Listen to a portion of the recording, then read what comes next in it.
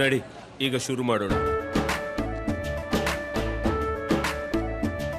ಕೇಸರಿಯಿಂದ ಮನೋಲ್ಲಾಸ ಮನಸ್ಸು ಮತ್ತೇರಿ ಕುಣಿದಾಡಿದೆ ನೋಡು, ಮನಸ್ಸು ಮತ್ತೇರಿ ಕುಣಿದಾಡಿದೆ ನೋಡು.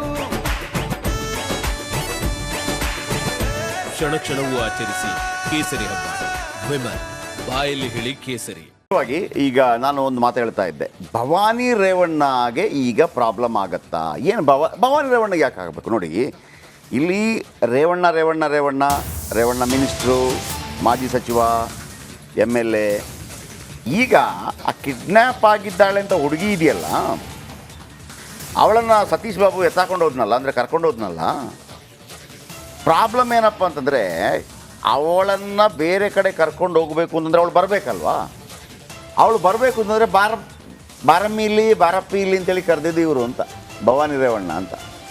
ಅವ್ರು ಕರೆಸಿದ್ರು, ಅವ್ರು ಕರೆಸಿದ ನಂತರ ಸತೀಶ್ ಬಾಬು ಕರ್ಕೊಂಡು ಹೋದ. ಒಂದು ವೇಳೆ ಇದು ಪಕ್ಕ ಆದರೆ, ವೀಕ್ಷಕರೇ ನೆನಪಿಟ್ಕೊಳ್ಳಿ, ಇದು ಪಕ್ಕ ಆದರೆ ರೇವಣ್ಣ ಔಟ್ ಆಗಿರ್ತಾರೆ, ಭವಾನಿ ರೇವಣ್ಣ ಇನ್ನಾಗಿರ್ತಾರೆ. ಅವರು A2 ಆರೋಪಿ ಕೂಡ. ನನಗೆ ಹಿಂಗೆ ಅನಿಸ್ತಾ ಇದೆ ಈಗ. ಅರ್ಥ ಇದೆ ನಿಮಗೆ? ಈ ಕಿಡ್ನಾಪ್ ಕೇಸ್ ಅಂತ ಬಂದಾಗ ಯಾರಿಗೆ ಬರುತ್ತೆ? ಫಸ್ಟ್ ದೊಡ್ಡ ವ್ಯಕ್ತಿಗೆ ಬರುತ್ತೆ, ರೇವಣ್ಣ ಅಂತ. ಅಲ್ಲಿ ಒಳಗೆ ಹೋದಾಗ ಏನಾಗುತ್ತೆ, ರೇವಣ್ಣ ಅಲ್ಲಪ್ಪ ಮಾಡಿಸಿದ್ದು, ಸತೀಶ್ ಬಾಬು ಯಾರು? ಭವಾನಿ ರೇವಣ್ಣ ಅವರ ಸಂಬಂಧಿ. ಆ ಹೆಣ್ಣುಮಗಳನ್ನು ಕರ್ಕೊಂಡು ಹೋಗಿದ್ದ್ಯಾರು? ಸತೀಶ್ ಬಾಬು ಅಂದರಾಗಿದ್ದಾನೆ. ಆ ಹೆಣ್ಣುಮಗಳು ಸಿಗಬೇಕಲ್ಲ ಕೈಗೆ, ಕರ್ಕೊಂಬಂದಿದ್ಯಾರು? ಭವಾನಿ ರೇವಣ್ಣ ಫೋನ್ ಮಾಡಿದ್ರಂತೆ. ಫೋನ್ ಮಾಡುವಾಗ ಆ ಹೆಣ್ಣುಮಗಳು ಬಂದ್ರಂತೆ. ಬಂದಾಗ ಗಾಡಿಯಲ್ಲಿ ಹಾಕಿಸ್ಬಿಟ್ಟು ಸತೀಶ್ ಬಾಬು ಕರ್ಕೊಂಡು ಹೋದ್ರಂತೆ ತೋಟದ ಮನೆಗೆ. ಆ ತೋಟದ ಮನೆ ಎಲ್ಲ ಮತ್ತೊಂದಲ್ಲ ಅಂತೇಳಿ ಸಾರಾ ಮಹೇಶ್ ಅವರು ಬೇರೆ ಹೇಳ್ತಾ ಇದ್ರೆ ವಿಚಾರ ಬೇರೆ. ಕಿಡ್ನಾಪ್ ಆಗಿದೆಯಾ ಆಗಿಲ್ವಾ ಅನ್ನುವಂಥದ್ದು. ಸೊ ವಾಟ್ಸಪ್ ಮೂಲಕ ಇದೀಗ 2ನೇ ಬಾರಿ ನೋಟಿಸ್ ನೀಡಿದ SIT ಸಂತ್ರಸ್ತೆ ಹೇಳಿಕೆ ಆಧರಿಸಿ ಭವಾನಿ ರೇವಣ್ಣಗೆ SIT ನೋಟಿಸ್ ಕೊಟ್ಟಿದೆ. ಸ್ಪೆಷಲ್ ಇನ್ವೆಸ್ಟಿಗೇಷನ್ ಟೀಮ್ 2ನೇ ನೋಟಿಸ್ ಕೊಟ್ಟಿದೆ, ಬನ್ನಿ ಒಮ್ಮೆ ಅಂತ. ಇದು ಬಹಳ ಕುತೂಹಲ ಮೂಡಿಸಿರುವಂಥದ್ದು. ಮಾದೇಶ್ ಒನ್ಸ್ ಅಗೈನ್ ಇದರ ಬಗ್ಗೆ ಹೆಚ್ಚಿನ ಮಾಹಿತಿ ಕೊಡ್ತಾರೆ. ಮಾದೇಶ್, ಭವಾನಿ ರೇವಣ್ಣ ಅಪ್ಡೇಟ್ ಏನು?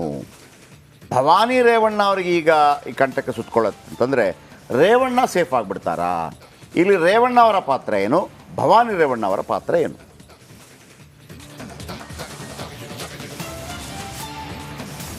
ಜಯಪ್ರಕಾಶ್, ಈಗಾಗಲೇ KR ನಗರ ಪೊಲೀಸ್ ಠಾಣೆಯಲ್ಲಿ ಪ್ರಕರಣ ದಾಖಲಾಗಿತ್ತು. ಅದರಲ್ಲಿ A1 HD ರೇವಣ್ಣ ಆದರೂ ಕೂಡ, A2 ಸತೀಶ್ ಬಾಬು ಆದರೂ ಕೂಡ ಅದರಲ್ಲಿ 2 ಹೆಸರುಗಳು ಮೆನ್ಷನ್ ಆಗಿತ್ತು. ಆದರೆ ಅವರ ಹೆಸರು ಆರೋಪಿ ಸ್ಥಾನದಲ್ಲಿ ಇರಲಿಲ್ಲ. ಅಲ್ಲಿ ಒಂದು ಪ್ರಜ್ವಲ್ ರೇವಣ್ಣ ಮತ್ತು ಭವಾನಿ ರೇವಣ್ಣ ಈ ಇಬ್ಬರ ಹೆಸರನ್ನು ಕೂಡ ಅಲ್ಲಿ ಮೆನ್ಷನ್ ಆಗಿತ್ತು. ಸಂತ್ರಸ್ತೆಯ ಮಗ ಏನು ದೂರು ನೀಡಿದ್ದಾನೆ, ಅದರಲ್ಲಿ ಒಂದಷ್ಟು ಹೆಸರುಗಳನ್ನು, ಒಂದಷ್ಟು ಕ್ರೈಮ್ ಸಿನಾರಿಯನ್ನು ಕೂಡ ಅದರಲ್ಲಿ ಎಕ್ಸ್ಪ್ಲೇನ್ ಮಾಡುವಂಥ ಕೆಲಸವನ್ನು ಮಾಡಿದರು. ಅದರಲ್ಲಿ ಭವಾನಿ ಅಕ್ಕ ಅವರು ಕರ್ಕೊಂಡು ಬರಬೇಕು ಅಂತ ಹೇಳಿದರು ಅಂತೇಳಿ ಆ ಸಂತ್ರಸ್ತೆಯನ್ನು ಕರ್ಕೊಂಡು ಹೋಗಿದ್ರು ಅಂತೇಳಿ FIRನಲ್ಲಿ ಈಗಾಗಲೇ ಮೆನ್ಷನ್ ಆಗಿದೆ. ಆ ಒಂದು ಪ್ರಕರಣಕ್ಕೆ ಸಂಬಂಧಪಟ್ಟಂತೆ ಈಗಾಗಲೇ SIT ಅಧಿಕಾರಿಗಳು ಕೂಡ ಭವಾನಿ ರೇವಣ್ಣ ಅವರಿಗೆ ನೋಟಿಸ್ ನೀಡುವಂಥ ಕೆಲಸವನ್ನು ಮಾಡಿದರು. ಪ್ರಾಥಮಿಕವಾಗಿ ವಿಚಾರಣೆ ನಡೆಸಬೇಕು ಬನ್ನಿ ಅಂತೇಳಿ ಹೇಳಿಕೆ ನೀಡುವಂಥ ಕೆಲಸವನ್ನು ಮಾಡಿದರು. ಆದರೆ ಮೊದಲನೇ ನೋಟಿಸ್ಗೆ ಯಾವುದೇ ರೀತಿಯಾದಂಥ ರೆಸ್ಪಾನ್ಸ್ ನೀಡದ ಭವಾನಿ ರೇವಣ್ಣ ಅವರು ವಿಚಾರಣೆಗೂ ಕೂಡ ಹಾಜರಾಗಿರಲಿಲ್ಲ. ಈಗ ಮತ್ತೊಂದು ಹಂತದ ತನಿಖೆ ಆಗಿದೆ. ಈಗಾಗಲೇ ಆರೋಪಿತ ಸ್ಥಾನದಲ್ಲಿರುವಂಥ ಇಬ್ಬರನ್ನು ಕೂಡ ವಿಚಾರಣೆ ನಡೆಸಿದ್ದಾರೆ. ಅವರ ಹೇಳಿಕೆಯನ್ನು ದಾಖಲಿಸಿಕೊಂಡಿದ್ದಾರೆ. ಇಲ್ಲಿ ಪ್ರಮುಖವಾಗಿ ಈ ಒಂದು ಕೇಸ್ನಲ್ಲಿ ಸಂತ್ರಸ್ತೆಯ ವೆರಿ ಇಂಪಾರ್ಟೆಂಟ್ ಆಗಿರ್ತಾರೆ, ಮತ್ತು ಅವರ ಹೇಳಿಕೆಗಳು ಕೂಡ ಅಷ್ಟೇ ಇಂಪಾರ್ಟೆಂಟ್ ಆಗಿರುತ್ತೆ. ಸಂತ್ರಸ್ತೆಯ ಹೇಳಿಕೆ ಪಡೆಯುವಂಥ ಸಂದರ್ಭದಲ್ಲಿ ಭವಾನಿ ರೇವಣ್ಣ ಅವರ ಹೆಸರು ಮತ್ತೆ ಉಲ್ಲೇಖ ಆಗಿರೋದ್ರಿಂದ ಈಗ ಮತ್ತೊಮ್ಮೆ ಅವರಿಗೆ ವಾಟ್ಸಪ್ ಮೂಲಕ SIT ಅಧಿಕಾರಿಗಳು ನೋಟಿಸ್ ನೀಡುವಂಥ ಕೆಲಸವನ್ನು ಮಾಡಿದ್ದಾರೆ. ಅವರ ಹೆಸರನ್ನು ಹೇಳ್ಕೊಂಡು ನನ್ನನ್ನು ಕರೆದುಕೊಂಡು ಹೋಗಿದ್ರು ಅಂತೇಳಿ ಸಂತ್ರಸ್ತೆ SIT ಅಧಿಕಾರಿಗಳ ಮುಂದೆ ವಿಚಾರಣೆ ವೇಳೆ ಹೇಳಿದ್ದಾರೆ. ಹೀಗಾಗಿ ಇಲ್ಲಿ ಇವರ ಪಾತ್ರ ಮೇಲ್ನೋಟಕ್ಕೆ ಕಂಡು ಬರ್ತಿದೆ ಅಂತೇಳಿ ಮತ್ತೊಂದು ಬಾರಿ ಅವರಿಗೆ ನೋಟಿಸ್ ನೀಡುವಂಥ ಕೆಲಸನ ಮಾಡಿದ್ದಾರೆ. ಒಂದು ವೇಳೆ ಈ ಒಂದು ಆರೋಪ ನಿಜವೇ ಆಗಿದ್ರೆ, ಅಂದರೆ ನಿಜಕ್ಕೂ ಕೂಡ ಅವತ್ತು ಸತೀಶ್ ಬಾಬು ಅವರಿಗೆ ಭವಾನಿ ರೇವಣ್ಣ ಅವರು ಕಾಲ್ ಮಾಡಿ ಅವರನ್ನು ಕರ್ಕೊಂಡು ಬನ್ನಿ ಅಂತ ಏನಾದರೂ ಹೇಳಿದರೆ ನಿಜಕ್ಕೂ ಕೂಡ ಇದು ಭವಾನಿ ರೇವಣ್ಣ ಅವರಿಗೆ ದೊಡ್ಡ ಕಂಟಕ ಆಗುತ್ತೆ. ಓಕೆ.